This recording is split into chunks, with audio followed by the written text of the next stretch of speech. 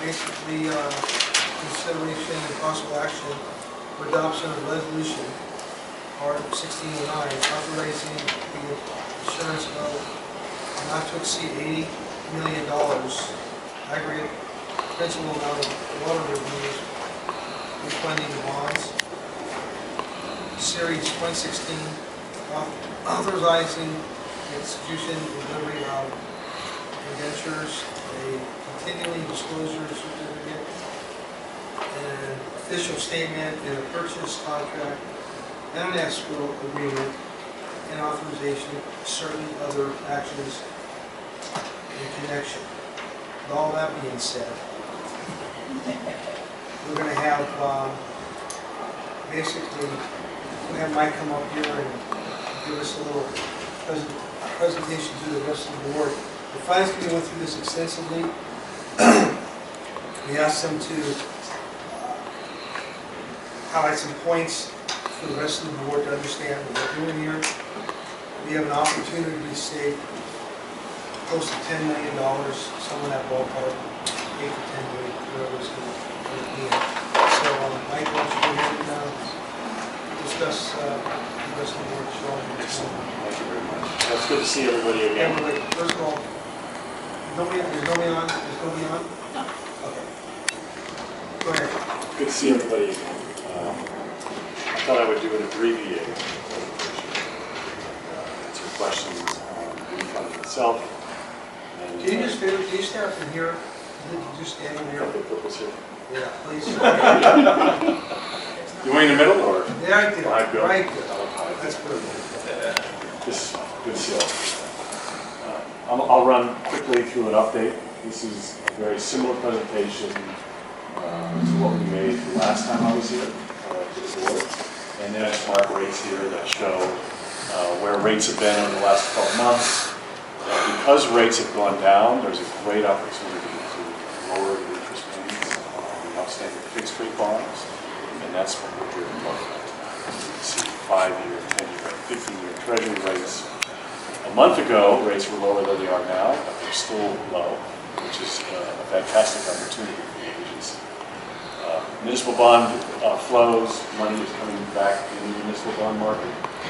Lower rates, higher demand, great time to be a highly rated water agency such as AVEK. So since we were last here at board meeting, staff spent a lot of time, staff and the bond counsel spent a lot of time putting documents together, which you have copies of their drafts.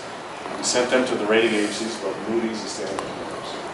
Moodys came back and said, we like your current rating, you're strong, we like the management, we like the liquidity, we like the operations, and we like it when we refund that for a fixed cost. However, Standard & Poor's came back yesterday, and those are the ones that we can fight to keep that double A minus. And they came back and kind of said the same thing. We like the high liquidity, that's a very strong point. We like saving money, we like lowering the fixed cost. But they didn't keep the double A minus, they upgraded you to a double A. So congratulations. That's fantastic. That's a lot of hard work by everybody in this room. So, which is really fantastic. We've got an A, in essence an A+ from Moodys and a strong double A. But that upgrade will help as we go into the market. And even though rates are going up, or have gone up, there are still significant savings. As we discussed last time, these are the agency's outstanding fixed rate bonds. The interest rates are locked in. It's the principal amounts, or the principal payments in the, let's just call it gray, in the gray shaded area that we would do an advance refund of. Sell bonds, put the money in escrow. Those bonds get called on the call date per the IRS rules and restrictions, and we swap the old debt service for the new debt service. In the end, based on interest rates last week, those 2007 bonds, 2008 bonds, they go away. The new bonds will be in the red there. And you can see on the far right-hand side, annual debt service in today's market of about $440,000 a year, which is a significant amount of money, about $9 million total debt service. That's why you're looking at the 20 years. And the other thing to note is that the final maturities on these bonds, as you can see, don't change from what you have outstanding. All the same. So not extending, not adding, we're literally just taking the same payments, the same amounts, and refunding them with lower coupons, but keeping the same shape, not extending a single dollar difference. So we're not adding any costs. Can I interject? Absolutely. From a layman's terms, this is really good, the agency and the taxpayers of this valley, is versus a refinance in a home, you start all over. So when you refinance a home, you can go 15 or 20 years, 30 years on a refi, you start all over again. Here, we're not extending any more years, we're refinancing the existing roughly 20 years that's remainder to save $8 to $10 million. I use that gap because we don't know when the bonds are going to be sold, so somewhere between $8 to $10 million is agencies going to save and not extend the time period. So the summary of the transaction itself would look something like this. And focus on the right-hand side. Very far, that the column in the red is that $440,000 in annual savings. We have present value savings, so at the very end in the market, rates as of last week, about $7 million. That's net of all the fees. It's expensive to do bond deals, but after all the fees are paid, those are the savings. That's the result that we hope to get. If the board approves these documents, and they're, as the bond counsel explained, they're preliminary, near final, because we've got to fill in the blanks once we price the bonds.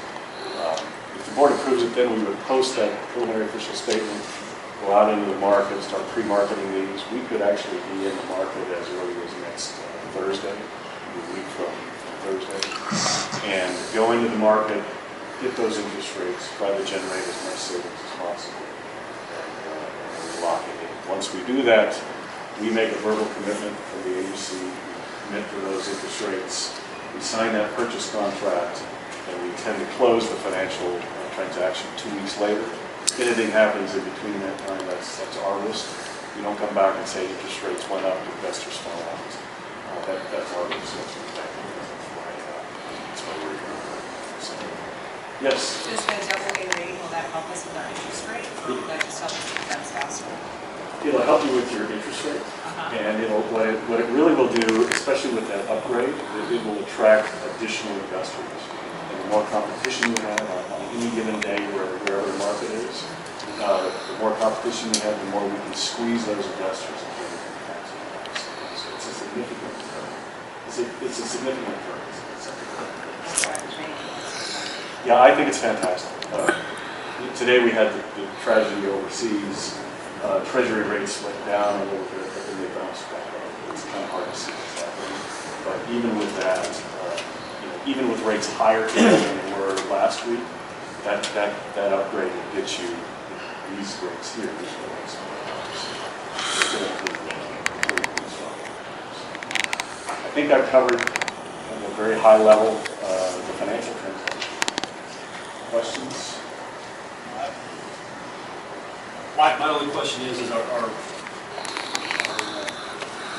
board order says not to exceed $80 million, but everything on there looks like it's more than $80 million. Yeah, so really what you're looking at, and that's a very good question, is that the par amount, right? So this transaction reflects the $71.89 million par.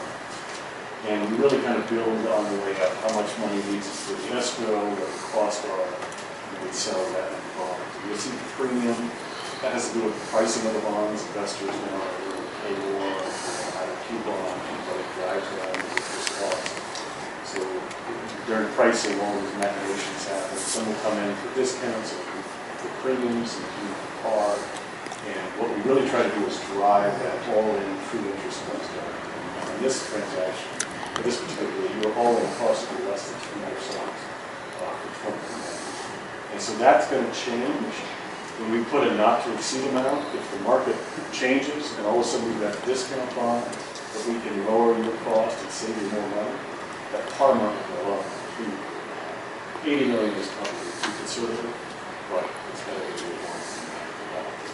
But we won't sell any more bonds than we need, and what's driving it are the savings, the less bonds we sell.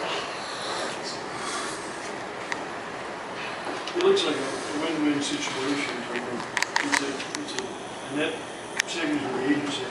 Really no reason why we shouldn't do it. So the way it looks right now, has anything changed dramatically since, I'm sure it has, since yesterday, the interest rate?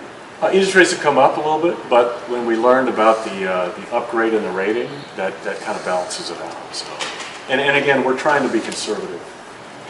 And the goal, who knows what the market, if we do get in next week, where rates are, but we know where our savings threshold is. We're going to drive to grab that. I'll leave it to the chairman. I'm not getting involved. Couple of questions. First of all, CSDA Finance Corp, is that who's actually giving us the money, or who are they? Is that our bond manager? So CSDA Finance Corp was the original, when we did the new money, we had to have that third party to go through to issue the certificates of participation. We're not using them in this one.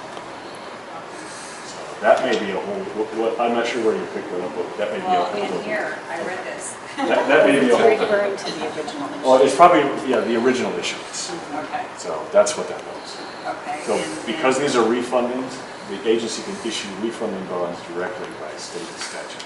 So, which is great because investors will pay higher for a refunding or a revenue bond more than a certificate of participation, even though it's the same security. It's revenues. So there's no lien on the system. It really is the net revenues to make the debt service payments. And there's a rate covenant in the agreement that says the agency will raise rates and charges to cover, at least to pay debt service with net revenues and have some kind of coverage with cash on hand. One of the reasons that S&P gave you the upgrade was that you weren't just making those payments, there was actually that cushion, which they like to see, which is absolutely fantastic. And as you read that rating report, it really is the cash reserves that you have on hand and the agency's annual raising of rates to keep up with the cost of that. And if you didn't get that, these savings would be less. So that's fantastic. This really is, it's a strong, the stronger your credit rating, the lower the cost of financing, which is true for any country. So our collateral is really our performance. Your collateral is, yes, that's exactly right. The ratepayers paying on time and setting those rates and charges to cover not only annual expenditures, but also the amounts for capital improvements and R&R and those kind of things. They also mentioned the agency's financial transactions in water trades that we had done, which were fantastic. Because while other agencies were getting downgraded as a result of the prolonged drought, your agency got an upgrade, which is fantastic. That was very good. You did something that I didn't hear yesterday. You said something about raising our rates, adjusting our rates to make the additional payment. So what is the difference between the existing payment we have now and the new payment? I have not heard this yet. Oh no, the new payment will be lower. Oh, you didn't say that. Yeah, the new payment will be lower. It didn't sound like that we're going to have to raise rates. So I because assume that's what it was, but I wouldn't. because of your history of annually raising rates, the investors, the rating agencies see that as a strong credit strength. Okay.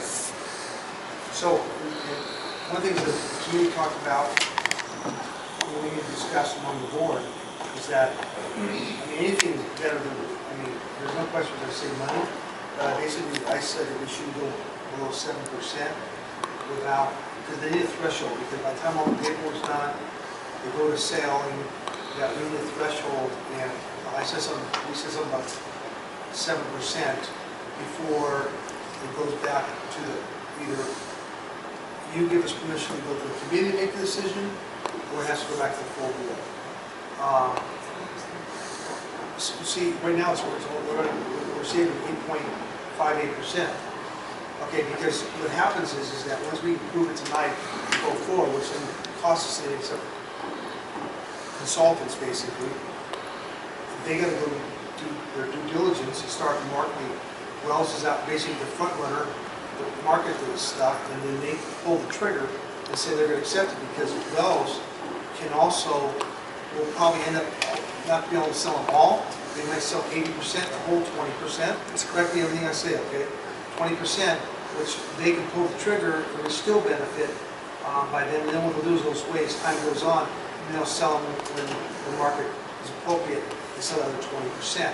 So it's kind of a cat and mouse game with this. And I personally believe the rates are going to go back down again. It's just myself, the committee didn't say that.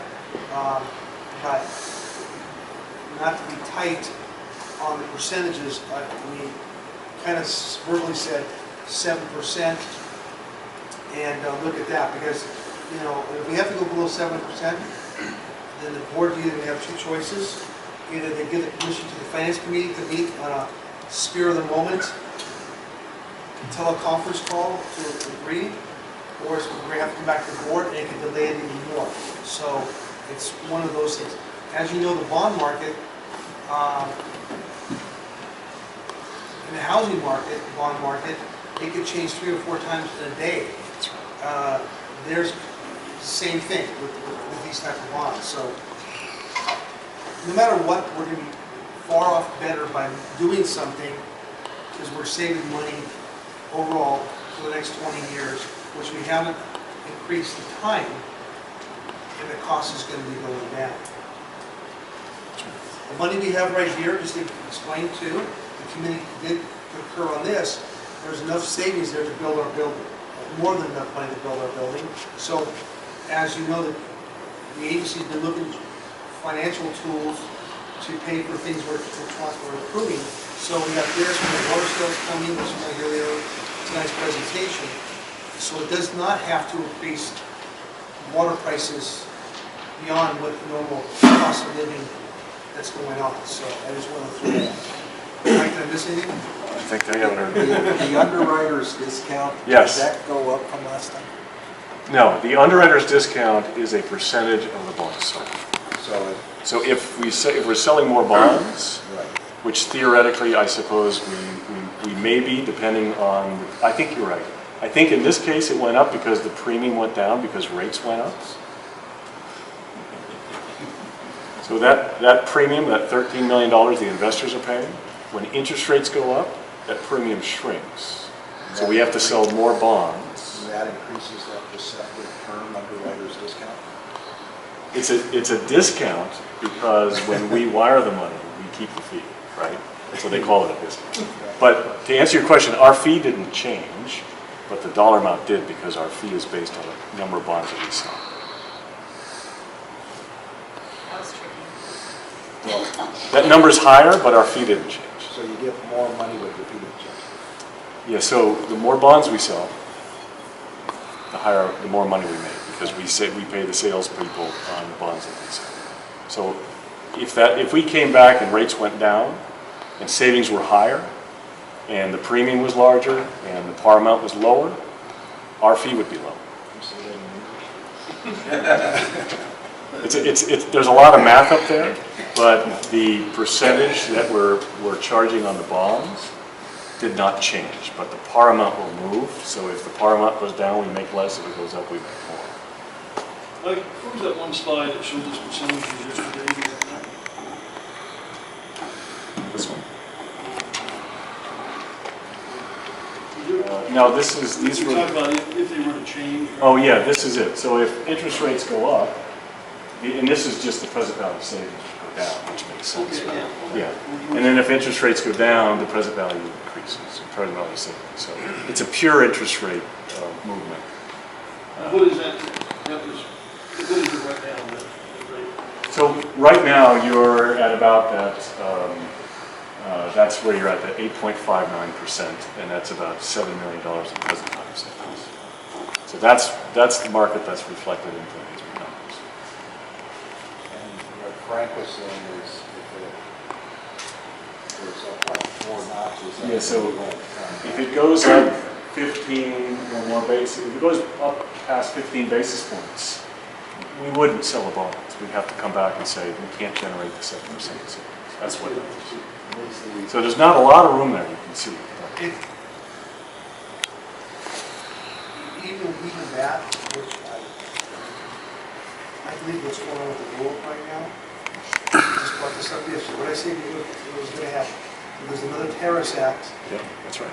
that people are going to be safe having their money in the bond market, which is right. And it's like, it was weird. I just more than heard this thing would happen.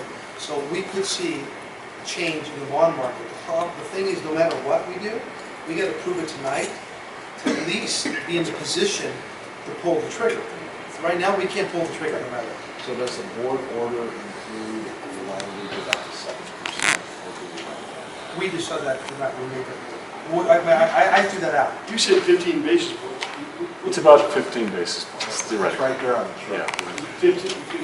Now, I don't think that you have, I don't think you have to put the 7% in the you can have a threshold that's a board decided. I don't know if it needs to be a motion. What I said was, is that the way it says right now, it takes a majority vote of the board. To change it. For us to go outside of that, we'd have to create policy tonight, or a motion, to short from whatever the four majority down to 3, because it's a committee that would make that decision. That's what I said. So we have to decide here. I don't know what concerns we have here on the board.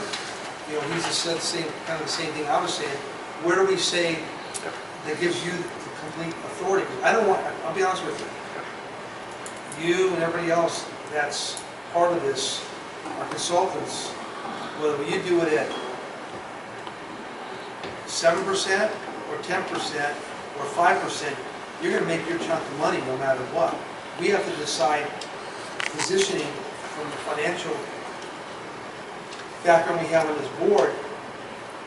Are we patient enough to work with our consultants to make sure that we don't pull the trigger too quickly? We have it in there, 15 basis points, for protection, so Well, we're trying to explain this to everybody else. George, we went through this over now. Trust me, it was over now. So I'm trying to explain to the other 4 people that we're not here next week. You got to understand it because they're going to have to make a decision. But whatever the 15, 10, I don't know, it doesn't matter what the number is, but somebody's going to have to, if it goes below, do you care if it's 5%? Do you care if it's 7%? We don't know. I agree with your idea that the 7% is supposed to know that approve this, go forward, drops to a 7% savings, and it's finance committee make a decision. How long, in your mind, we agree, right, wait, if we approve this tonight, Decision one way. if we approve this tonight, when would be the earliest that you could go out to sell bonds? Next week. Next week's what, Monday? A week from now? Most likely Wednesday or Thursday. Yeah, see, so anything can happen between now and then. didn't we talk about 7, we talked about 7.5 also, you know? I said 7.5 yesterday. You said 7. So I was working on this. So we just say 7.21. It doesn't.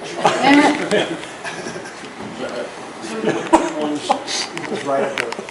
You can all see it. See, this is why we get along. Whatever you We're all looking Yeah. for less yield. I'm still, Well, it I'm doesn't still quite make confused sense. with what Rob said. Is that 7% in the motion somewhere or the board action? So we haven't made it. We haven't made So it. that has to be included with, Yes, yes, okay, yes. that's, No, it hasn't been made yet. I'm sorry, I just threw that out as a hypothetical. But since time is of the essence, it would be nice if the finance committee had a little discretion. I agree. About just, I mean, if it's something major, we're not gonna do it, but if it's something minor. Well, if it goes down to the 6.76, you'll probably pull the trigger, and that's fine, but at least it comes back to you for decision. Well, and also, the reason I'm bringing this up, from my point of view, is that it seems like everybody's in pretty much in agreement here. I want these guys to work for us, and I want to raise that gain percentage of 5% to get a higher yield than we're asking for, so I know that everybody's on the same boat. Let's squeeze that mark. just don't raise that discount. By the way, we're paying for this guy sitting in the corner over here. Is that bond counsel? You guys have any legal? Let's get it going. No, you want to ask me legal questions about, like, okay, one of the things we talked about yesterday in this book, So it's our bond counsel independent of. yes. Why don't you explain You it, think we Mike? should do it? Mike, explain to them. Yeah, Mike, explain to them how we That's came a about reasonable question. this count, how we hired him. Jim Andersen was your bond counsel on your last two transactions. He's always been your bond counsel. He's your choice. Not that I would have put him. And Jim, what do you think of that discount? I think Bill is the one who recommended it, right? That's correct, yeah. Yeah, for the discount rate, the discussion you've had is the appropriate one. The standard in the industry for a transaction like this is a 5% threshold in terms of savings, but given Moodys' focus and your focus on trying to get something and adding the text to the motion, and we should get it into the resolution so there's a record for everybody is the motion is for the threshold. So you could have a motion with 7% savings target, if it's not lower than that, back to the finance committee so that they can decide whether it's appropriate to do something below that or to wait and see what happens. Okay, explain to the two about the resolution. I asked the question, has anything changed in here different than the original resolution we had passed if we go forward? So in terms of the transaction, in terms of like the covenant, we talked about coverage earlier and the upgrade to the rating, that reference to that, that's the same coverage requirement that you had with the original documents. Because the form of the transaction, it can be done as a revenue bond.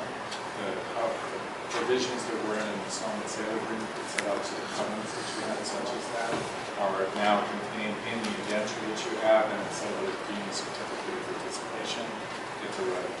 But we didn't make changes that were detrimental to you from your perspective in terms of flexibility. It's really the same commitment that you had with the 2007-2008 transaction. So that's all the same.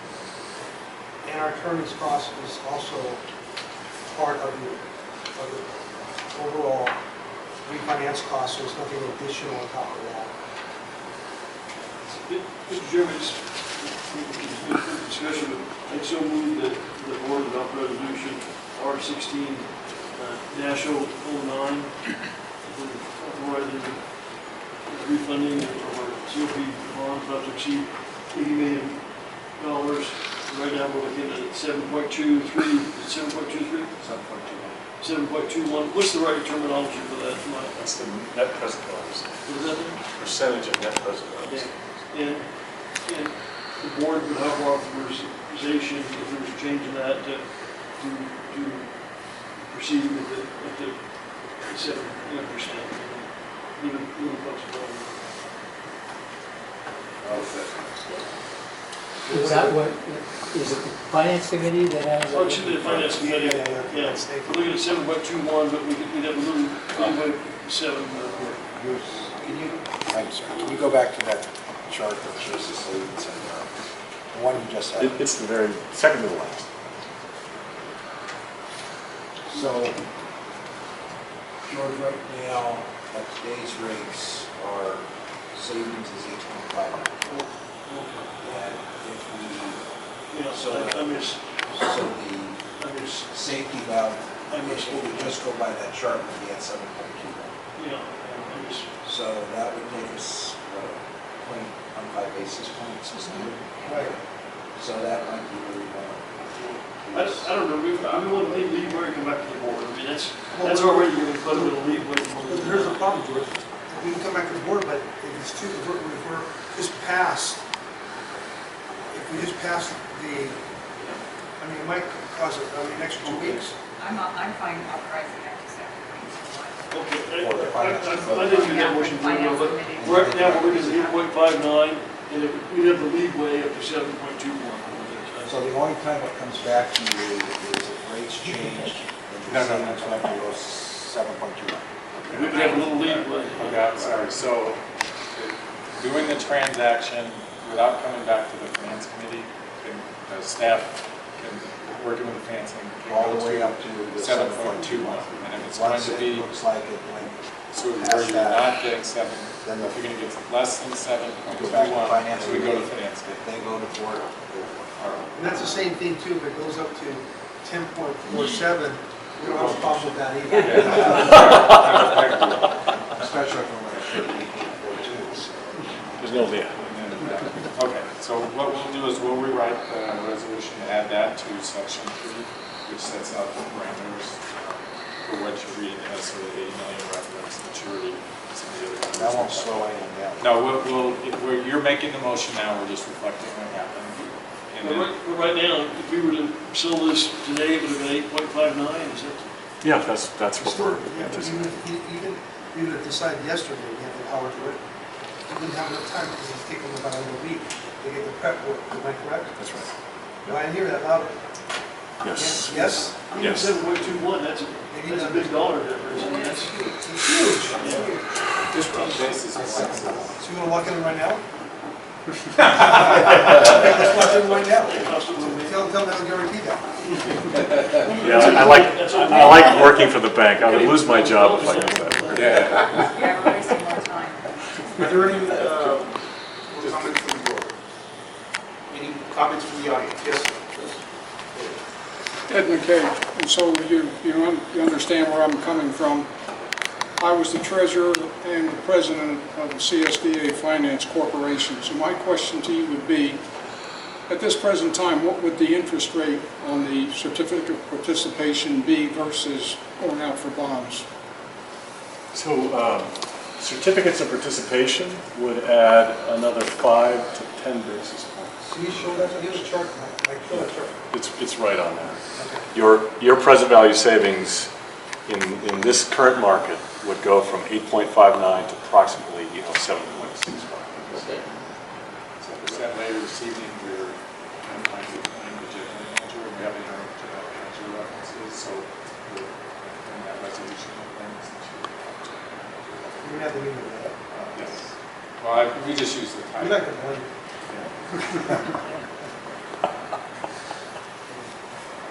Any more discussion? I'll second. Or did we have a second? Oh, okay. All in favor indicate by saying aye. Aye. Opposed? Go ahead. They pay us for that return. And one of the things that we tightened up in the language is how fast we would pay that back. We didn't want to have to pay them all back in 1 year.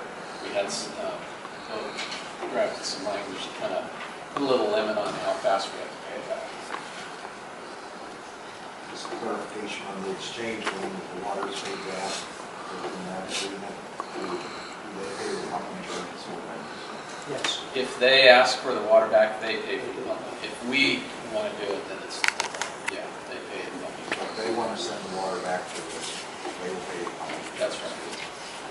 And do we have the ability at any time to ask for the water back? We do, but then you pay. And we have to pay something. Yeah. Thank you. Okay. The way of return investments bouncing between 0.89 to 0.98. Lisa, is that somewhere in the ballpark? I think it's I would say between 0.85 and 9, and 0.9. 9? Mhm. Okay. So, I just want to bring this up to the board that just keep in the back of your head, with that kind of return on your investment, instead of going out and borrowing $30 million or $25 million, which we have $25 million in there, is that if we ever have to utilize that money, it would be better to borrow against itself as long as their repayment program will pay back immediately. So that money could be possibly used as for projects. If it's tied to getting payback, to put that money back into the fund. So that's what we're at. To borrow from our. Some updates from our meeting on March 11th. Line of sight project. Who's going to handle that line of sight? Is that going to be, you got to see this one out, so we'll wait till he gets back. Let's talk about the vote last sites. Okay, what do we do? Go down to the next I item. gotta go ahead and jump in. Water master. Huh? You can go down to the next item and come back to this. Okay, Open salt. Oh, he's here. The AV Engineering talked about the Port Sale Operations Center expansion.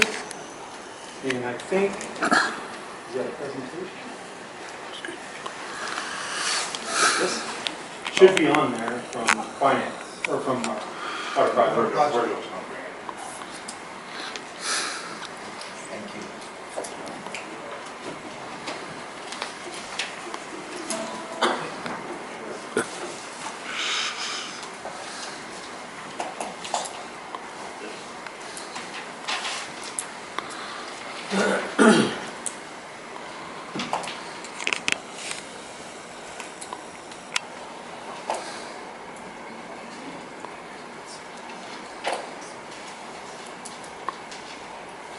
Okay, so today we're here to talk about the operations centers, our estimate, the Avenue Inn bid results from the consultant construction phase services.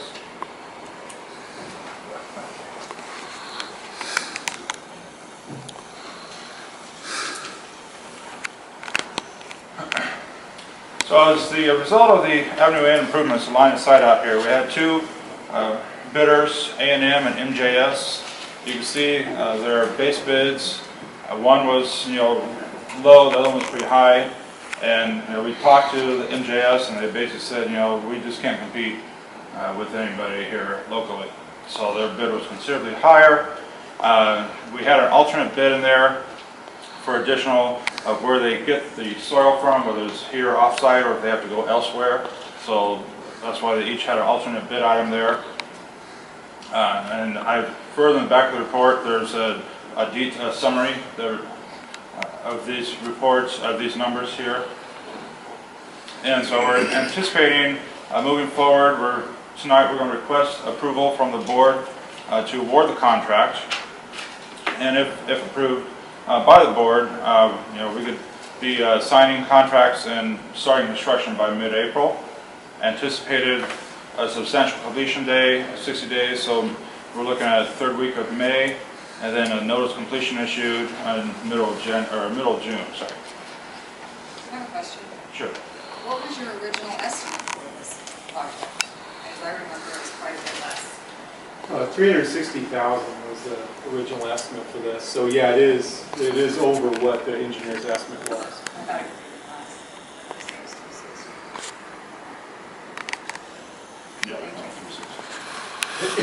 What do you attribute that? We had talked to the contractors, and they said that just material prices have been going up substantially. But you would have had the material prices when you did the original estimate. Well, we did our estimate just a couple months ago that we did that, and just talking to them, they've notified us that even they were surprised about material costs, how much they've gone up in the last few months. One of the things we discussed about in committee was, a lot of the normal folks that would bid this, like Granite, other paving companies are busy right now. And so Barry couldn't be here tonight, but he talked about a few that he reached out to, and some just don't have the bonding capacity right now to take on additional work. So yeah, we're kind of disappointed that we got such a small pool, especially right now when things seem to be, we're getting 5 and 6 bids on even a small project. So so this is a bit higher than what we were anticipating. Yeah, we were kind of surprised too that we didn't get more people bidding on it. We reached out to people, asked them if they want to bid on it, and a lot of them like Granite, and like said, this is too busy, we're too stretched right now. Yeah, well, I get concerned that we make decisions to move forward on projects based on your estimate. To go to even this point. And I would expect that you would have a little bit better handle on what that price of construction would be. Because you make contacts, but if the prices have gone up in the last 2 months, certainly nothing understand what to do about that. Right. Thank you. So are we okay with the two bids? I thought we only got 3 bids. No, Okay. there's.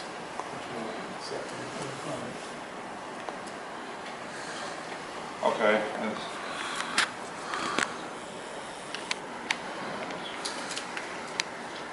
Alternative is reject all bids and go out. But you may, when a public entity does that, you do not necessarily get folks to rebid.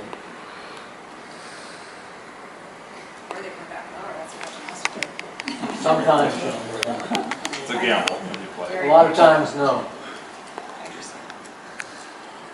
Okay, so upon award of contracts, we're anticipating that our construction phase services for us to administer the construction management of the project, we're looking at submittal, shop drawing reviews, requests for information, RFIs, change orders, coordination, and for observation to make sure that the construction is compliant with our contract documents.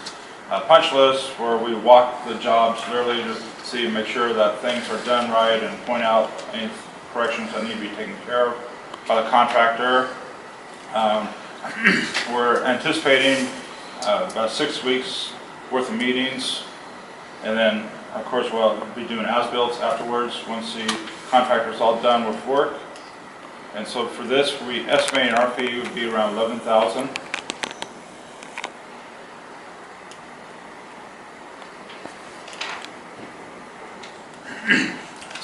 City and fire department have approved the plans. You have the plans in front of you, and city is ready to stamp them whenever whenever the board says, you know, we can go ahead. Can you stop for a second? Yes. Because I'm confused. I see a board order here for There is record, I think that at the very end of the presentation, there's recommendations Yes. on material, on actions to be taken. So wrap up everything we're talking about. Okay. So with the operations center, if you know, We're changing from one to the other all the. Yeah, we're going to talk about going out to bid on the operations center. Well, let's talk about, let's finish. I didn't know anybody was done. Are we done with the? With the line of sight portion, yeah, so it's essentially we have two bids, a low bid being about $438,000, and then a construction management contract for AV engineering is around $11,000. We needed board approval, did we not? Absolutely. So we can do that now, or we can wait to the end. That project, we're probably going to do one way or another. I mean, it's a safety issue, it's a, Right. regardless if we do the building, I think that would be an issue we'd want to put to bed. And I have a couple questions on it, that's why I didn't want to get into the end. No, I know, I think it was the first thing first. What involvement does AECom need to do in preserving our water line going across, or are we turning that all over to somebody else to make sure that we don't have too much weight put on it by changing it? Ben has looked at the design, and he and I have discussed, the issues with extra surcharge on the pipeline, and it's not an issue. The pipe's strong. But I'm just the weight of the equipment, taking dirt off, Right. packing it back down, or there shouldn't be a problem with that, or? Whoever doing the inspection should be aware of that. Make sure they have. So if you want to go ahead and move forward with the first two board orders that are contained in the first two line items. Yes, Ron. So I would move the approve board order 6C11, and should be in one motion. You can probably do them separately. So I'll just say 6C11.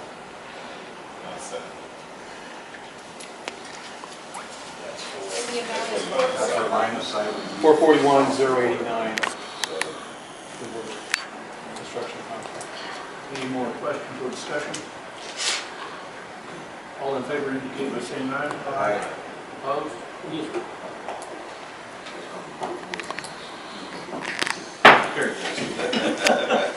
Now I move approval of board order 6C12.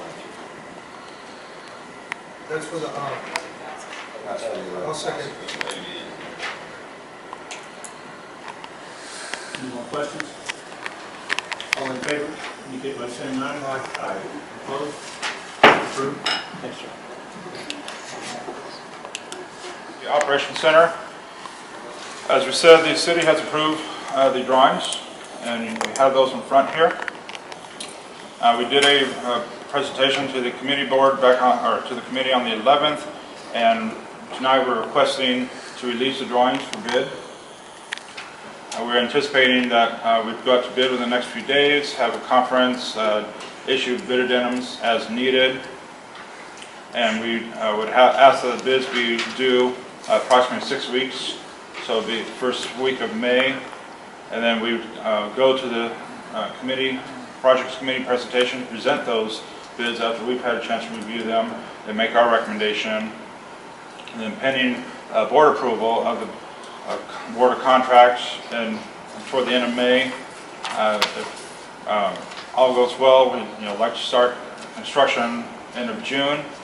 Anticipated construction date, like I said, is 1 year, so we're commencing July to start construction, substantial completion by May of 2017.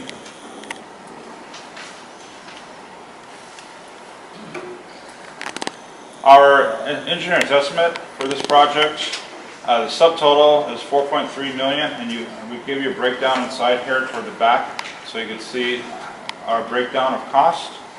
We're anticipating a 15% contingency, so that's $635,000. Lead certification can be anywhere from 3 to 15%. We're taking worst case right now at $742,000, so total with the lead certification is just under $5.7 million.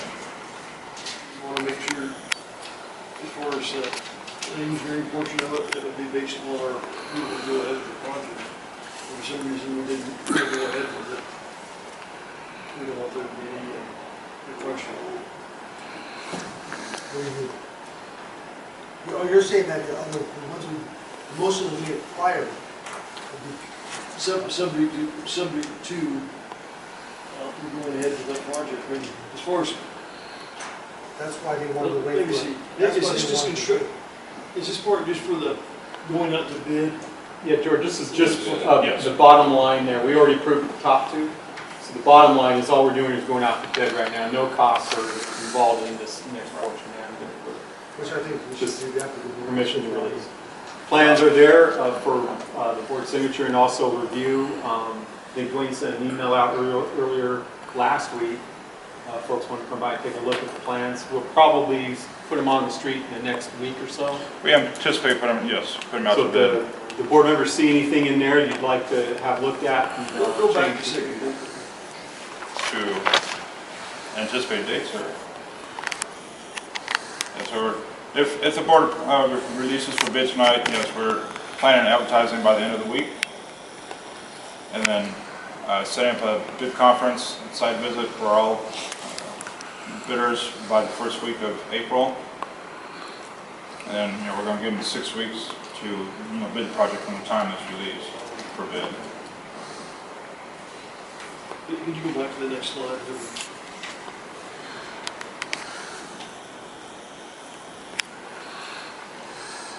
Yeah, so engineer's estimate of cost.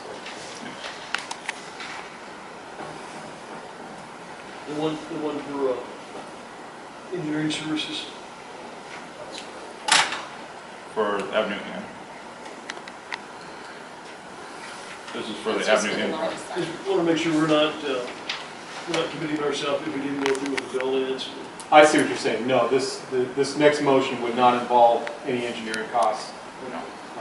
No, we're not committing ourselves on that.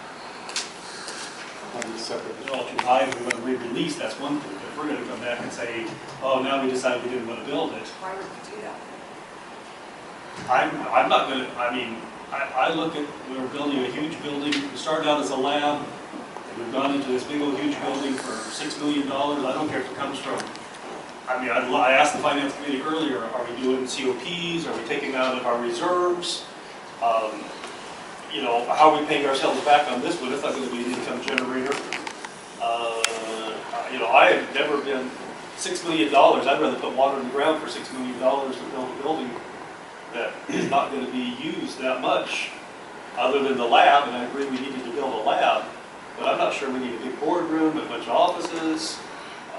It just doesn't seem like an appropriate way to be spending our money at this time, especially when we're, what, to $100 million, and we take another $6 million, we took a $6 million for something else. I don't think it's legitimately our best way to spend our money. No, I know I'm the minority on this. Well, then maybe we need to have a board order and have a vote on it, to have a direction. I'm gonna make a comment. We just sold, we're signing a contract to buy 10,000 acre feet of water, so we're $5 million. Exchange, let's get all the water back. They're paying for the power costs. That pays for the majority of the bill. Number two, we got some big contracts in front of us, net, and other contracts coming with the water bank. We will be hiring probably additional staff to support this bank. This bank's going to become $1 billion bank. If you don't build the building today, it's going to cost you another, who knows what percentage. Number three, the city of Palmdale is allowing us, until it runs it through, we're going to save close to $500,000 in sewage hookups. If we don't do this now, we don't know what Governor Brown's going to do now, next. He might require all the commercial buildings, all housing, before it gets out, that has to have solar. I mean, it never stops. This building, if we had built this building 8 years before he was elected, we'd be saving $2 million. You don't even have this certification program that's going on. We're going to spend $700,000. So we can procrastinate, and the valley depends on this agency to be set up, because in 2 years, the ramp down, I don't give a crap what everybody says out there, the ramp down is going to happen. They're cutting back 34%, and we need to be positioned with the staff and the facilities to be able to move forward to help out the different purveyors, the 25 purveyors we have in the Antelope Valley that are our customers. So, you know, if we're going to get out of the water banking business, you're right. If we're going out of the water banking business totally, we're not building an enterprise banking business, we have no reason to have this building. But we're going to be having staff. We could be another 5 to 8 more people. Where are they going to put them? They're going to be internal, not out there external. Go ahead. Yeah, and that's in addition to the likelihood is within the administrative, if the water master board agrees, the water master program. And the water master board and the administrative positions for that. Obviously, we don't have room in this building to do that. It's something that would be beneficial for the community for us to do. We have the ability to offer the space and have a plan in place to do so. I think the likelihood is the water master board would want us to pass things through. So, anticipation of the water banking program, the water master board, the administration fees. So how many offices will this be built? I think we're very prudent to do so. How many offices will this be built? Good question. You know, we probably need it, I'm not 100% sure, but the idea of building now will cost more. That's always the case. I mean, you can't help guessing. If you build it, it was cheaper 10 years ago, but you can't win that argument. As far as the water master board, maybe it's correct, maybe it's not, but I think this board needs to make a decision. Is this the proper place to have the water master board? If all of these things, if the board answers yes, this is the place to offer it, then this building may make sense. But if this is, we felt it's better to have a more neutral location, maybe it doesn't make sense. So, do we need some expansion? Probably now, yes. But maybe the board needs to sit down and discuss it as a special board meeting, and we may all decide, this is the way to go, and we may decide we can go build a half a dozen offices in lesser the price. I don't know, but I think discussions came up. Where are you going to build, George, where are you going to build another half a dozen buildings somewhere? Offices. Where? I don't know. I mean, well, here. I can tell you now, you're not building any building in this valley for under $200 a square foot. Well, here, we're talking about. Build here? What we're doing? Yeah, we're talking about we may need some additional space, but do we need everything we're talking about? I don't know. I think we should ask ourselves if we're in a position for future growth. That's the key. The timing and the price. Part of the push is the board still hasn't done, and I I'm going to pick on George, but when we did Enterprise Water Bank, or did the first exchange, I remember Rob making a motion saying that 10% would go for water conservation. And everybody said, well, we should tag where money is coming or going to. But now we've already had a tag saying that this money that we just saved on COPs would pay for the building. And this money over here would pay for that. And it's like, I think as a board, we need to decide where that money is going to go. That was the whole purpose of the strategic planning of which projects were our highest priority. If we have to front water banking, I would rather be fronting water banking than building the building. That would be my preference. You do that too. I don't know if we can do all that. We're spending a lot of money awful quickly. And we've gone from 120 million to 100 million, so we've already spent 20, I don't know how much more we have in Wells and everything else out there. Well, that's not true, because we're not taking anything from our existing money. 5 million's coming in completely has nothing to do with our reserves. So you've already spent that on putting them under something else. Where's that? I haven't spent it, we haven't spent it yet. And we got another 6.5, you go through this bond, let's say $6 million. That's $11 million. We're still gonna have $5 million left over to do what you wanna do. You wanna plant some trees or whatever. The thing is, wait, we haven't even talked about the $1.4 million we're gonna get that the committee made a deal on selling part of Calandry's land. That deal's going hard right now. We haven't talked about the 3-year option of $1.4 million for 30 years, perpetual, with a one-time renewal of another 30 years. I mean, we're doing everything. We're waiting for our guy to get back with the strategic plans, but we're ahead of the game with the money. The money is there, it's coming. We've done everything everybody's asked for. I would not be supportive if I didn't know the money was going to be coming. The money's coming. But we also got an increase in water, and if we would put that water in our bank, where are we going to get the money to put the water in the bank? We said we weren't letting more water disappear. No, well, we haven't got that. Okay, come on. Yes, Rob. Neil. Well, conversation is just a good question. Well, I want to answer this question. That's a good point. We can put a lot of water in San Luis if we have to. If man wants to put 30,000 acre feet in this groundwater basin, that's great. So we don't have to spend any money to do that. That's not our... But we're going to have 30,000 extra. What we're going to do? Put it in San Luis. So you're going to leave it open. And Dan's going to work on exchanges.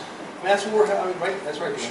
You're going to work on exchanges. So the thing is, I think you guys, this agency, ladies and gentlemen, you're doing a great job. I think we're moving forward in the right direction, and we're prepared to help our customers for availability to have water in the future. That's what this whole thing's about. And what I hear, I don't think anybody's right or wrong, but you look at it from different ways, different perspectives. And so maybe the board should have a session to discuss a little bit more from ground zero and just where we're at right now. If we're getting $6 million back on bond savings, it shouldn't have to reduce our water rates, because that's who paid for that, is getting that saving instead of going into something else. So shouldn't we be talking about rates at the same time? Oh my God, we have the cheapest frickin' rates in Southern California. The water in this valley is free compared to anywhere else. I work with people $1,200 to $2,000 an acre foot, and we're selling for $490, and they're still not buying the damn water. We're going. This is the fourth year in a row that we can't get our water agencies out there to buy the water. We're not even selling the damn water.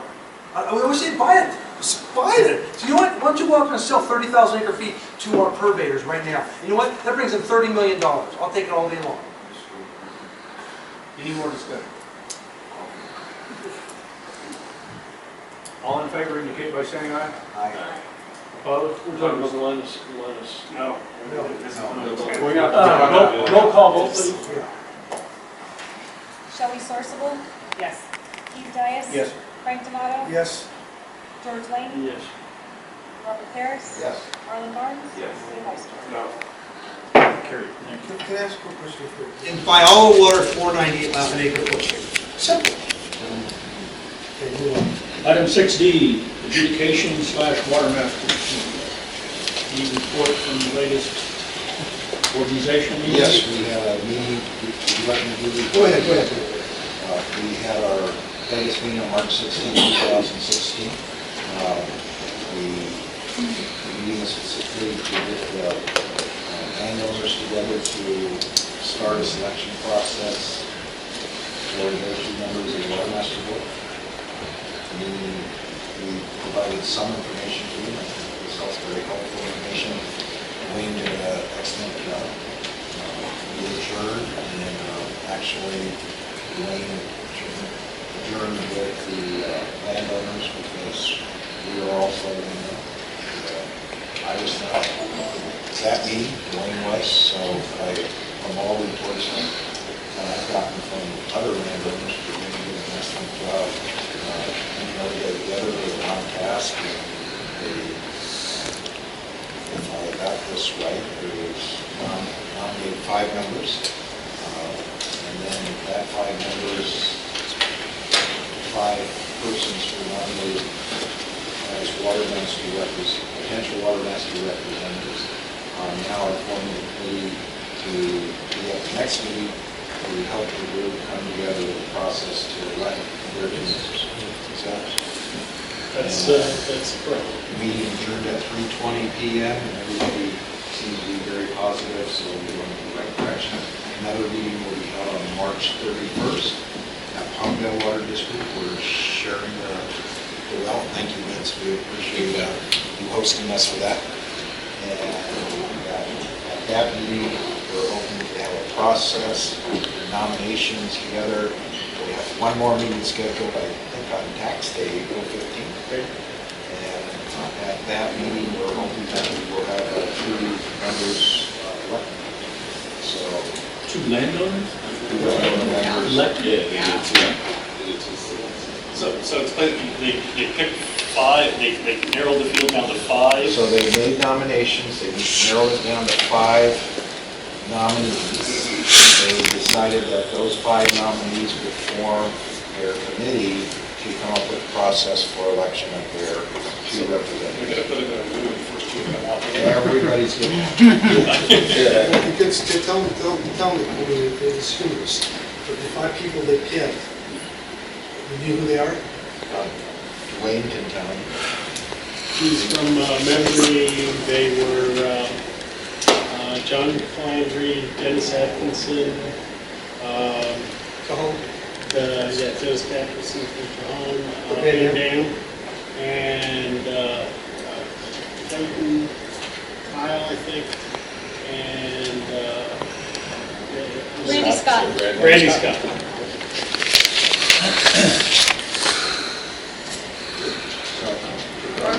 And I think Bill has heard from the attorneys, but I think we're moving in the right direction and helping to push the process along. As you know, Leah Tebow was elected to be on the Water Master Board for the public water providers. I'm sorry. That was great. Thank you. I don't know what the process is like. Nothing. It's going through. Okay. And then we've had Adam Maliki up on Poore as Ficus, and he reported that the county had already met in closed session and that process is going. I thought it was submitted when we made the decision. I don't believe that's right. That's good. So we're very close to having the water master board. Report that. Any questions? So, is there any reluctance to say that all landowners are properly represented? I'm not sure the answer. I believe what the right answer is we have sent out notice to everybody. In our notice, we also asked the landowners to put out the word and tell everyone else. And at the end of the day, the majority of the landowners who, with a certain amount of water, owe them before you were present. And they're the ones who have to do it. So, when we bring up a good point, maybe besides the notice, maybe before they go to stake, and we might make a newspaper notice or something that enhance or does that happen? We posted it on the website today, the notice. We have, unfortunately, the website only shows attorneys. We've asked people to give us their mailing address, some of some of the people we know, but we don't have a good contact list for landowners. Depending on what mechanism these folks use to vote, I assume a ballot will go out to everybody on Exhibit 4. Whether the ballots are returned or not, I do not know. But that's what this 5-person committee is going to determine. As you all know, we try to stay out of the process. That's good. But we don't really have a good contact list other than attorneys. And attorneys can be detrimental to the process. Can be? Rephrase that, please. Can be, they can be detrimental to the process working smoothly. But a lot of it is the fact that we don't have good addresses. I have a question for you. Don't the people, I'm assuming that the people have to be residents here of the Antelope Valley. Are we talking landowners, no matter where they're located, that own property up here? Frank, it's the landowners that are listed on Exhibit 4. I see. And Patty has He answered it. has noticed put notice in the newspapers. It's The only other thing we could do is, President Biden was to think about, we can go off of Exhibit 4 and do everything possible to locate actual addresses for everybody on Exhibit 4. Because it would be titles of property. Well, we know who all the attorneys are, but I don't know if we've actually done addresses. I don't think it's fair. I'd send it to people. Instead of being attorneys, they're going to say they invited them to represent their people, and then it's back to what. Well, we've gotten a good turnout of landowners, so that's the same. Is it our responsibility? No. we've kind of assumed we indicated we would function. We can use a service that our office has and look up names. I mean, I'm not sure Frank has the same. And we may get addresses that may be good, maybe not. That would be the next step that we. How many are there? On Exhibit 4, I'd say 200 to 300. Because some only have a couple of feet. I knew that was going to be a problem when we started. It's just we don't have a good address. There are a couple landowners that have enough that they can make all the decisions anyways. Well over 50% is represented. Yeah. Close to 30. You took a roll on Exhibit 4, right? You know, we had about 23 landowners there that they would be interested. What portion of the water is? Oh, I have to look it up, but I know it's well over 50%. Yeah, I'm guessing about 70 to 80% of the water should be represented. I'm going to say, is it 50% of the land? No, it's 50% of the water rights. Water rights. Acre feet of water. Water rights. Yeah, I think it's more than that. And that's how, yeah, I'm thinking. I think something, yeah. Yeah, oftentimes we talk about landowners, that's not technically what you call them. They said it before. Exhibit for water rights.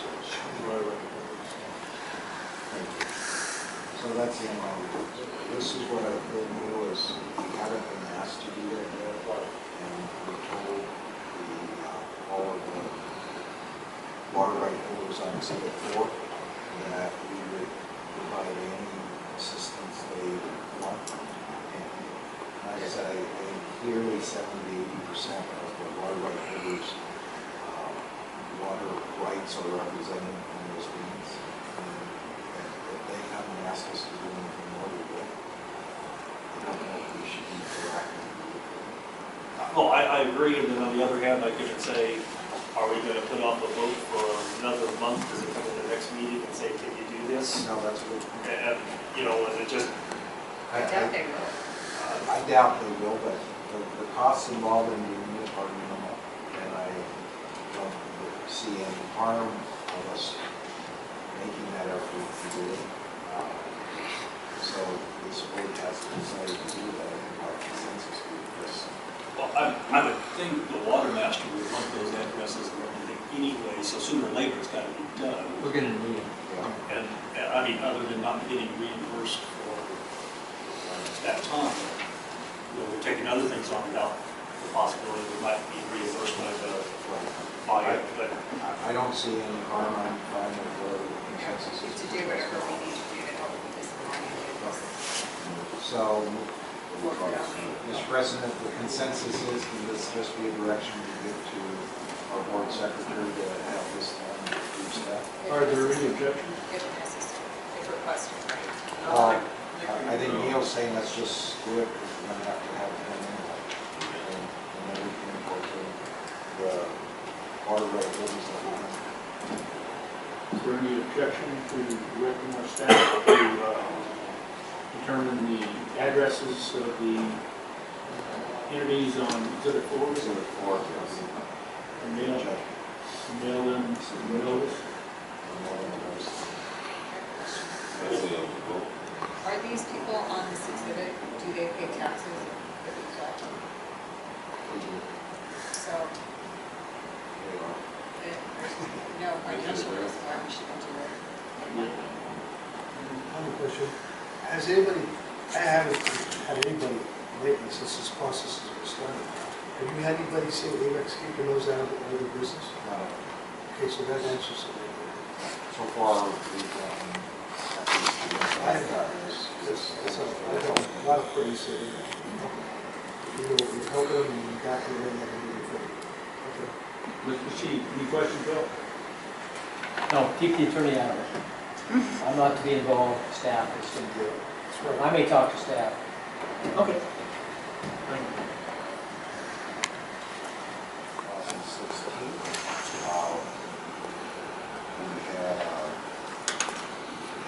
we had a discussion regarding our allocation interest going up to 45%. We discussed that put us at after, and Dan will certainly correct me if I'm wrong, once I get these off the notes, with a 45% allocation after all of our needs are met for our customers, we would have 44,000 acre-feet of excess water. That would leave us 10,000. Apparently, I was going to do it last meeting, but there's a special 10,000 acre-feet of water, and recharge it or people's carryover was a discussion in our weekend. So that was the difference in the discussion. San Luis will not fill up this year. Excess water we have the problem here. We're not going to charge the country charges right over basically so we can discuss that. Just wanted to have a general discussion with the board if that's what we. well, I thought we voted to authorize a couple $1 million to put it in the water bank. So I Yes, thought we that- did. We approved it. We've already approved it, so I think that discussion is. And when you run out, come back. Well, the committee, and again, I wasn't here when that happened, and so the committee's discussion was with, and I'll just share it with you for the board's discretion. With our, now that we're at 45%, with potential exchange deals available that we have looking for that will hold the time. Is it prudent to spend $2.5 million to bring water over the hill to put it into the ground rather than store it as carryover to San Luis if we don't have any negative impact from that? It's $2.5 million half of our board. So that was the discussion the three of us had. Yeah, I think the idea that there was no cost, No cost, but and still. no money that was saved Still to use for. You take the little chance that if there's something that happens in the aqueduct that you have to go getting it into the Antelope Valley, but at San Luis, that's you're free to bringing it here and recharging it. there's a cost to it, they'll pump it out. So it's a decision, it's a board decision, but I think the committee met a little bit, try to save those dollars and keep it at San Luis and don't spend the money to recharge it. What I see, and Mike can tell us more, but our pumping capability has been dropping because the water has been dropping. And so we're not pumping as much as we put stuff in. We're not going to be as efficient as getting it back out. The committee discussed that too, and that's further down on that report. Have a solution. Well, I just want to make sure we have some water here. I mean, they cost us some upfront, but we will definitely get that money back because it's here and not have it sit up there, because if we keep backing up in San Luis, the first water that we take next year has to be our carryover. And if all of a sudden we have a lot of carryover, the next year we have more carryover, we keep leaving it up there, pretty soon we're not going to be able to get it all out. But if we bring it down here, we know we're going to spend a considerable amount of money to recharge it, so we got the best. It goes back to the decision that we have not made as a board, office building, water bank, enterprise, we have all these things we want to do, and we're all saying we're going to save money here or do it there, and as a board, we never sat down and decided that. And if I can finish my report, I think we could have some solutions to it. So anyway, we had a long discussion about the 10,000 acre feet.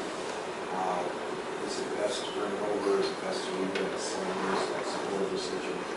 And we did discuss it. So, taking into consideration the 10,000 acre feet, that leaves us 34,000 acre feet available to use some type of exchanges or banking or other things. We looked at the different options that are available. We already have committed up to 20,000, but at least 10,000 acre feet to Santa Clara as an exchange. Dan was going to go look for other possible exchange opportunities out there. The finance committee, one of them could be postal. Discussing the postal. I don't know if there's any others that since There is one other thing just that I could discuss. Just because this is a year where things changed within a month or so, and everybody's changed from drought, footing to a wetter year, and they're looking for exchange opportunities. And there is one other group that's interested in an exchange. That's something that I would imagine we discuss with finance. So we looked at the different options as maybe looking at the 45% allocation of 34,000 to be available. Obviously, at least our committee thought the first thing we should look at are any exchange options. The way we did income and basically get water for the future to come back, and with the years that it's free water coming back. Second option is the net exchange. That was going on that we discussed earlier. The third option for that water should be the net recharge. And that answers, we have a opportunity with net to prevent water and recharge into a basin at no cost to us. For us to put water in the basin as your discussion went, with no cost to us. But part of it is our operational. Basically, by the end of the next month, we can't put water in the bank anymore because of algae growth and evaporation and everything else. It's kind of hard to recharge in the middle of summer. So you're talking fall, winter, and early spring is when you recharge. So getting it now, we couldn't put 30,000 acre feet in the ground.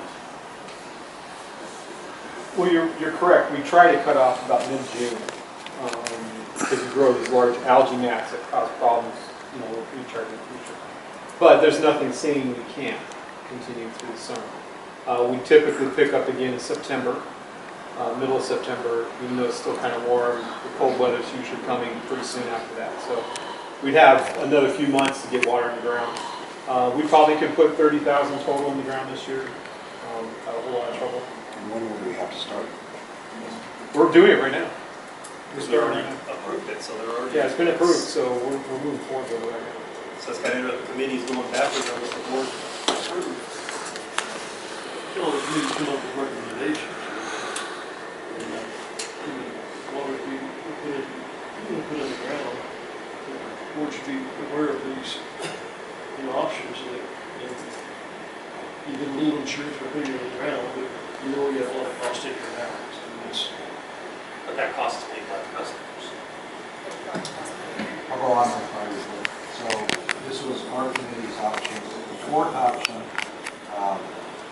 that we discussed was we have had previous water deals in the past that we owe water back to some other agencies and landowners, and what I requested Wayne to do was at our next meeting, we need to come back with this all what we owe in our allocation list, and then maybe a recommendation to start bringing back some of those water. Good idea. So then we had some other general discussions about table A water is requested by Moodys president, and we went over kind of the history of the sales of table A, cost of table A water, entities, open this thing. We've seen that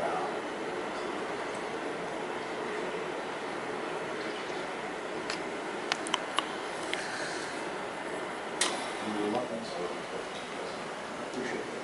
Any question? I have a comment. I don't know if there's a good understanding of this. It looks like San Luis probably going to hit, I'm assuming going to hit the top San Luis? this year. No. Long ways from it. Okay, so we're in good shape, because if it does get towards the top, and we have a duplicate year next year, we don't take that water, we use that well, we'll spill over.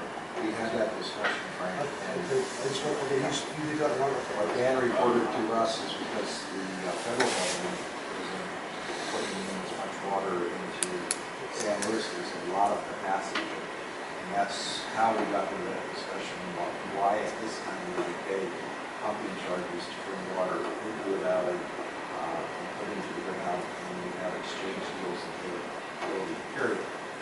So, again, I wasn't here, I guess I missed it on the agenda, that item was coming up on the agenda. So it was a surprise to me that there was a vote to sanction that That's good. And part of that was a potential storage, 5,000 acre feet from that. Okay, so if you finish the net deal, then that would be, we're just putting it in and not having to charge back net. Well, I don't know what I think we should look for, because let's put 30,000 if we want to now, we should look for recharge. That's, a lot less going on. That was the case. But absent an activate failure, it's a lot more efficient to keep it in San Luis Reservoir with no charge. You said so, And then mine, it's so complicated on all the pieces.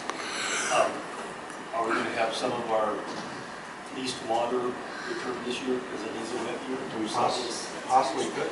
And that's going to cause a little bit of problem because that's not going to. No, actually, we might be able to exchange that after it's like, I mean, there's lots of potential for our agency, who, as Dan would explain, we're perfectly positioned to help our neighbors if necessary, move water back and forth, and people exchange deals one last time, future banking for us. So there's a lot going on, and Dan's easy with all the But Dan, do you have any comments on that? Yeah, You know, this is the situation when you have almost too many options, because you really are well positioned this year in that you have a dry year opportunity. Santa Clara still is committed to taking 10,000 acre feet. That is interested in exchange and storage. You have an opportunity to keep water in San Luis. And actually, San Luis, this is what's interesting about the water business. It's different every year, and it changes over time. You know, because if you think about San Luis, it used to be that we would worry about it filling, and you had to get your water out. If you had a dry year, they gave you some flexibility, but now San Luis is going to get harder and harder to fill, and that water that you put in St. Louis is less and less risky. It is, you don't have to make any payments or anything to put it in San Luis, but again, it's another insurance policy. So just like you would look at any other stock portfolio or anything, you have several different options, and you may end up doing, and as you've been discussing, a little of each. You know, you might do a little, keep a little in San Luis, get some recharge, do some exchange, do some storage. You have lots of opportunities. But yeah, San Luis is not like, well, it's not going to fill this year. And in future years, it's less likely to fill than it has in the past. So things have changed a little bit, but it gives the board some more options, but it also gives you thought, things you need to think about in a way. What's interesting when we were talking about Table A, you know, the purchase of Table A, we had Dale Melville from Fergus and Pritchard, who's been involved in the last 3 or 4 of those kind of sales. He was saying, well, this is the price, but really, you know, the price ought to be going down because the reliability is going down. But it isn't. It's, you know, kind of stabilized. But there isn't a whole lot of water out there. But there's a lot of things going on the state water project, and I think there's going to be a lot of discussion. And again, AVEK is well positioned. You can weigh the costs, you can weigh the water benefits, you can weigh the policy aspects of each one of these. So it's a good position to be in. At least there's a lot of agencies that we've been talking to that really don't have any options.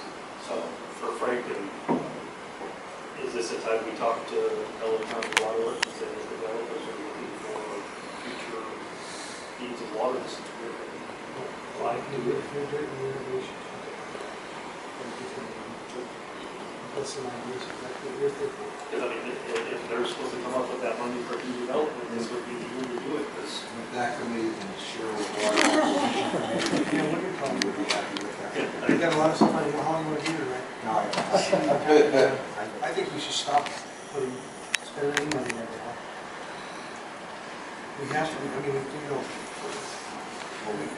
there's no reason to spend any money, put the ground right now, we know it's going to come. I'm just bringing this up as an idea. I'm not saying you should do it. Save the money, because I think there's a couple things with what he brought up in your committee. There's a lot of There's a lot of potential. So why we, you don't, you know, there's no reason. We're going to get the water this year. We're going to get the 20. We're going to get the 30,000 in the ground. Why spend the money right now? Well, It's up to the board. that was the reason I had that question. It sounds like the water we're putting in could just be part of the net deal. Is that correct? could be, definitely. Just Then, well, wait, class then take back. the net water, put it in the net. Well, like the water you're recharging right now, if Met steps up and next month, next week, and says, yeah, we want to do some storage, you can say, okay, the water we just delivered, we would call that as Met water. I mean, one thing about the Met exchange is that we get paid when we get the water back. So Slow down, Dan, because this is important. So, and I need to understand, it's probably some of the other directors too. So if we go ahead and keep on doing what we're doing, they give us a bill, water resource things, and when that agreement, let's say it starts next week, can we switch it around so we don't get a bill from water resource? on the storage, that's on the exchange part, you're going to get a check in the mail. On the storage part, you will not. That's So where what- AVEK is really fronting the power cost to get it to the annual Why balance. should we put our water in right now? That was Why should we recharge right now? That's the least return on investment. I'm not, we're gonna get it anyway. Why are we spending the cash? Let's hard cash right now. Why are we spending it instead of put a San Louis? Knowing that Met's gonna come, because they're gonna pay for the power cost, right? they will, on the storage part, we still front the power costs. Oh, we do. Yeah. So, I didn't know. even on the storage, Met said, okay, hey, next month, let's do 5,000. AVEK says, okay, we put 5,000 in your account. We pay the power costs. Then we get our money when we pay it back. That's the way it's structured. So we're fronting the money. For this storage. Okay, I understand that. So now. On the exchange, Actually, now that creates a problem. Now that creates a problem. Yeah, because you didn't see, this is what I. No, I appreciate you asking. Yeah, because that's the important question. So it makes a big difference in how we. So I don't know if it would be appropriate right now for me to make a motion to reconsider the action of the board to, at the last meeting, to put on $2.5 million worth of water coming to restore. If it's appropriate, It's on the agenda. so it'd have to be on the agenda. So Should be agenda. I would request that item be put on the agenda for the next meeting. They did this another 2 weeks. 3 weeks? This is, again, this is water that could be attributed to next storage. It could be done, but it's, Mike, we've already put like 1,100 acre feet. 1,100 in, and indeed, as Dan said, you know, eventually, when the water's returned, we get repaid for When it. did we start return? Just after the last board meeting. What's that? After the last board meeting. wait for 1 week. If I might add, there, you know, operationally, You say only 8 acre feet per day. 80. 8? 80. Oh, 80. No more vacations. Go ahead, Mike. Operationally, you know, we've been running the wells on that property pretty hard. It would be really good to put some water back in. 10,000 acre feet is not too much to do that with. It certainly looks like we're going to have opportunities to exchange a bunch more water this year. And keep in mind, we will pull that water out and be reimbursed by the users because we use that property for water quality control. And that water will come back out and we'll sell that to our customers. And we get reimbursed for all of the costs when we do that. If we have it for San Luis, it's that similar. Having it in San Luis is excellent. That's the way we always handle our water for years, George. And it is a really, really good opportunity, especially now. It looks like we can do some exchanges because ramp down hasn't hit us completely. We're not in the post adjudication area yet. So, you know, I think we have plenty of water up there to do some deals with Met if it makes sense to the board to do that. But I would say let's keep the 10,000 going. We'll sell that water in short order to our customers, and it's going to help operate. So you think the 10,000 acre feet might mitigate some of the overpumping that we've been doing for the last couple of years? We have pulled out a lot of the native that's there. So it'd be a good idea to get those wells back up. So either way, if we're on board, we're going to have to fund the transportation cost, which we can just relabel to their water, and we're going to have to pay it one way or another, right? Yes, and they leave 10% of that. I didn't know about the fund.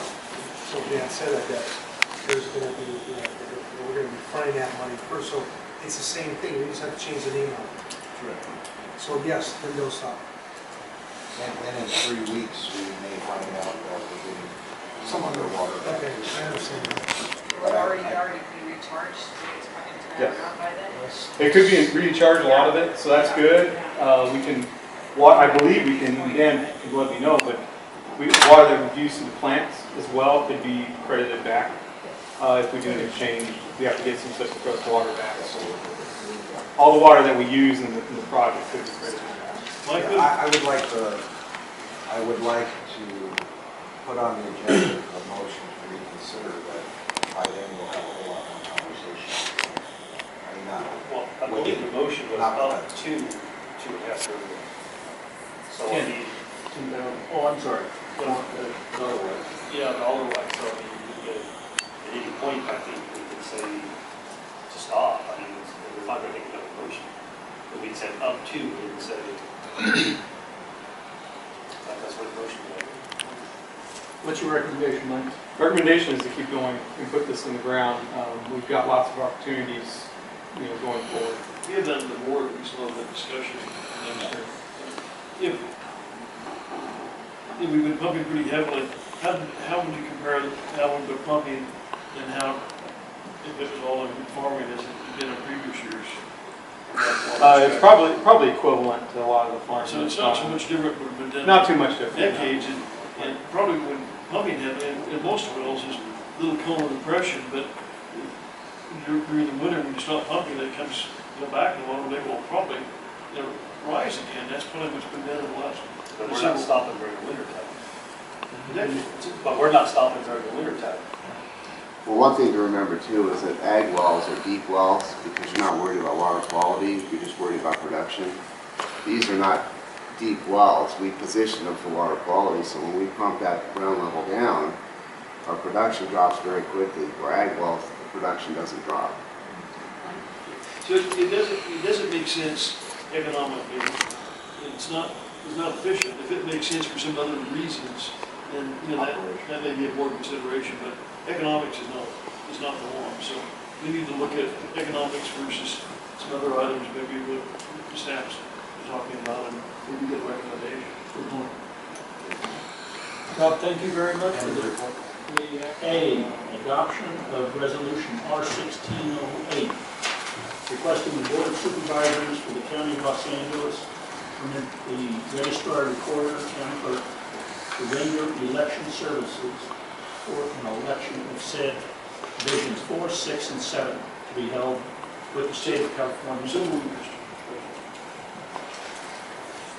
A contract that our new general manager is approved has already signed, and at this time I am very happy to move approval of 6B2 to approve the contract for our new general manager. Second.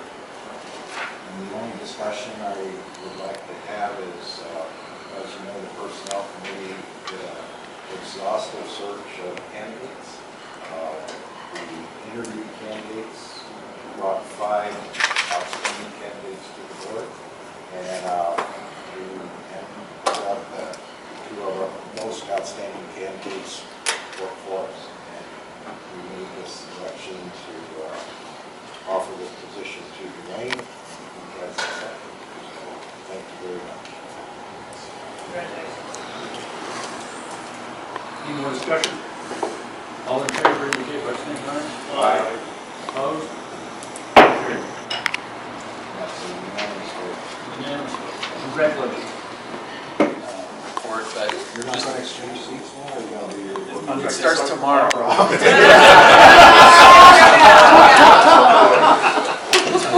Okay, so what are we going to do with that Prevost? Well, what there's a lot of, as we've discussed, there's a lot of interesting things going on this year. Dwayne and I met with Central Coast Authority, talking about exchanges. I think there's some real opportunities there. As we've discussed, AVEK has a lot of opportunities. They don't have hardly any. They don't have storage, they don't have flexibility. So there's probably a lot of opportunities for partnership over there. And with Dwayne's background, I think we can structure some good partners. I did attend the State Water Contractors Board meeting last week. I also attended the State Water Contractors Delta Committee and the Operations Committee on Friday. We've been discussing exchanges and storage opportunities with, as we've talked about, with Met, Coastal, Santa Clara, and then there's a new group that's interested in possibly an exchange. So I think we had Provost and Richard kind of represented at the water acquisition we talked about purchase of table. So that's kind of trying to keep it short. Any questions for our consultant?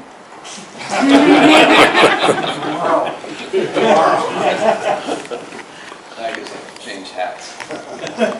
And I'll jump right in. Oh, well, maybe I should leave. No, And jump right in. you're going to change the order. Jump right into the general manager's report.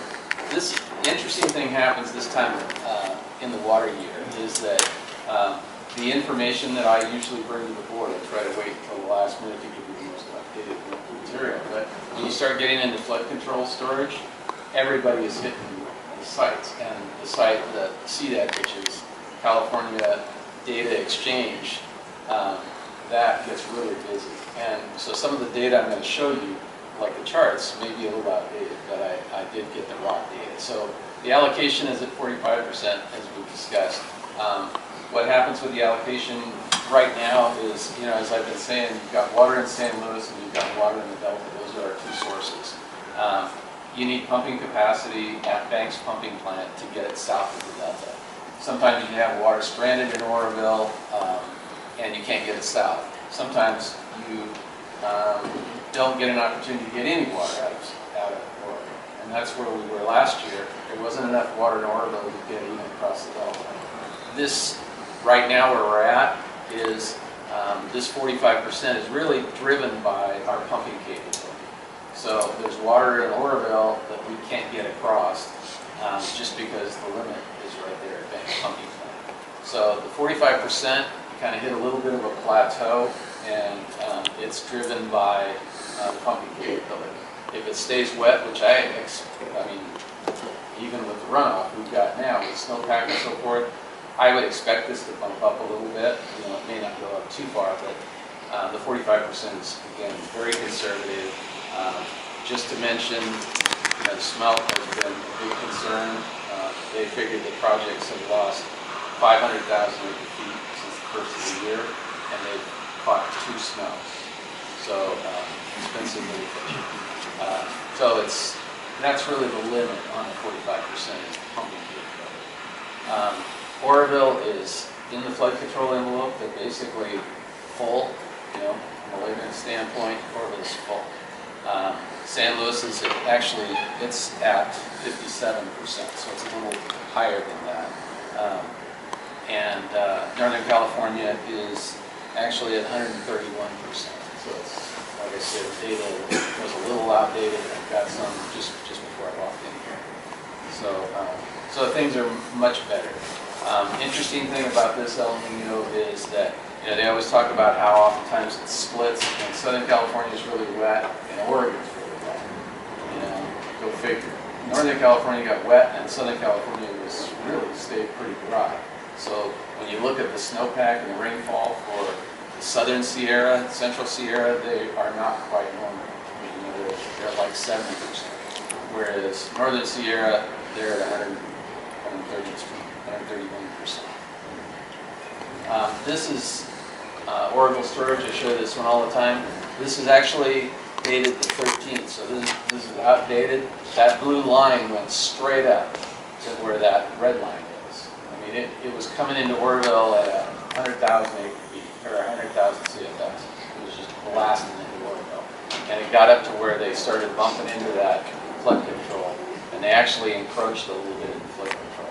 So basically, Oroville is full. You have 2.8 million acre feet in Oroville. And again, like I say, if you can get that across the Delta, you'd be looking at the 70% allocation. But the limitation is pumping. Actually, this is, I know this is your favorite subject, the twin tunnels. This is a year when the twin tunnels would actually get you some water because there's water north that you can get around. The twin tunnels is classically a wet year project. It doesn't help you in a dry year because you don't have any water north of the Delta.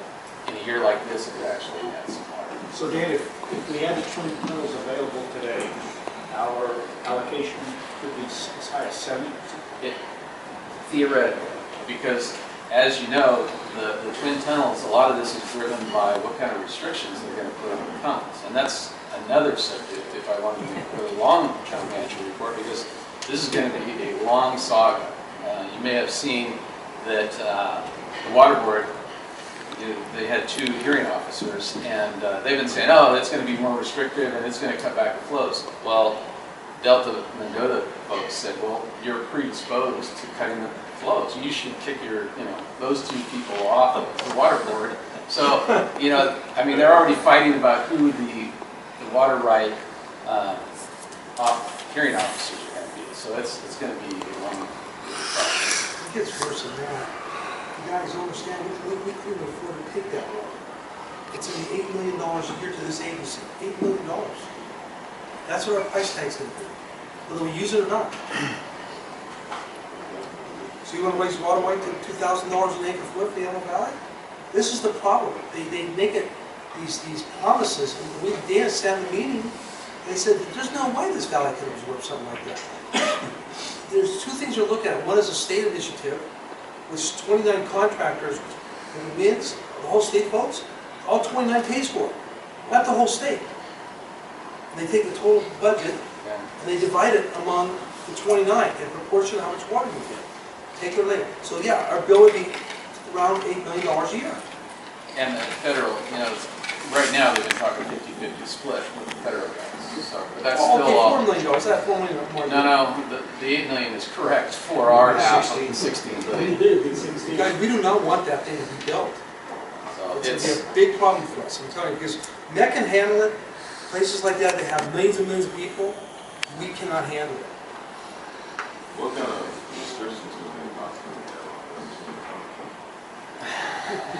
I asked them. That could be for hours. Water sale. 2 years ago, 2 years ago, there was 500 people in the room. I asked them, Yeah, everybody made 140 some thousand acre feet now. 144, 844. yeah, but you already said wet years, right? Wet years? This thing that we had last year, last 2 years, we still be paying $8 million. They're not getting the water. It's crazy. Very few people in the position we are with a high contract. But nobody.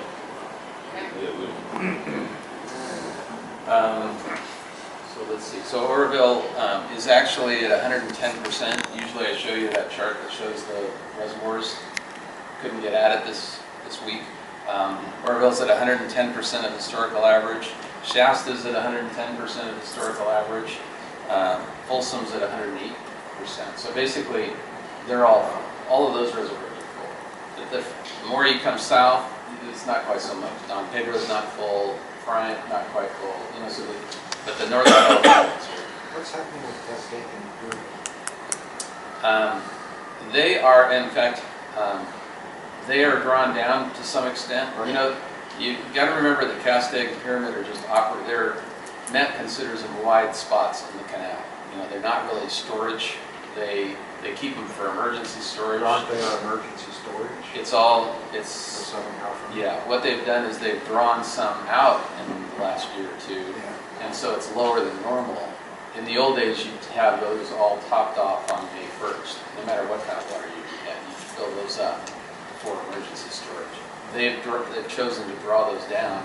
That's why Metropolitan is interested in exchanges. We talk about different, you know, where would they be putting the water?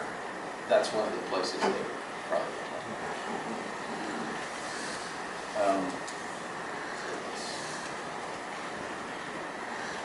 and old data, this is dated the 13th also, I believe. So we're actually in better shape now, but you can see that that top dotted red line is where we're full. So there's a lot of room in San Luis. It's not like we're going to San Luis. Operations, now we're kind of in a transition here because you know, we're actually starting to recharge. So but our demands are still not really very high. Quartz Hill's at 7, Roseman's off right now. East Side's at 2. Our Palmdale connection's at 0.7. Our extractions, East Side pumping is off. We're still doing some 96th Street. West Side we're doing 9, and Bench Ranch we're doing 5. So we've got water going out of the aqueduct out toward the recharge ponds at 26 inches. So kind of got two things going at one time here. So we're kind of a crossover there. I know, John, anything else? Again, water banking, you know, we've mentioned that we're doing about 80 acre feet a day. And the west side extractions, 7 MGD is going to 80th and H, which goes to Waterworks, and 2 MGD going to Hobby. East side is off, and Bench Ranch wells are pumping. Talked 20,000 acre feet. That was 3 weeks ago. The allocation went up. They said, no, we committed to 10,000 with AVEK. We're sticking to 10,000, mainly because we have a good business relationship with them. They felt like they had water for them last year. We were flexible. We didn't gouge them or anything. So they said, we're going to stick with the 10,000. They, but timing in the water business is everything. So but they're going to stick with the 10,000. We talked about that deal, and we talked about the Central Coast. Updates. General manager starts tomorrow. Another meeting was pretty successful. You've heard a report on that one, and I just gave you a little highlight on the water right discussion for the hot water rates. And I know, it sounds like it's your favorite subject, maybe the water fixes for another day's. That is it for my report. This transition between general managers, you guys have helped the agency together incredibly well. We're all very appreciative. And to have this type of transition when one general manager leaves and the one comes in, at least in my experience, is unheard of. So just thank you all so very much. We all appreciate it. And good night from us. Man, congratulations, and what do you look forward to as the major challenges facing the agency? It's been kind of a good meeting with a lot of positives. Sure, I look forward to continuing the good works that the board has done over the last several years to secure the water resources for the region and continue on in that progress. And do you feel that the water banking will expand any more than what it already is right now on the east side and the west side? Certainly, the agency is looking for additional water banking opportunities to provide more reliability and water quality for the residents of the Antelope Valley. Well, best of luck, and anything that we can do to make your life easier, we're happy to do it. Thank you very much. You bet. Bye-bye.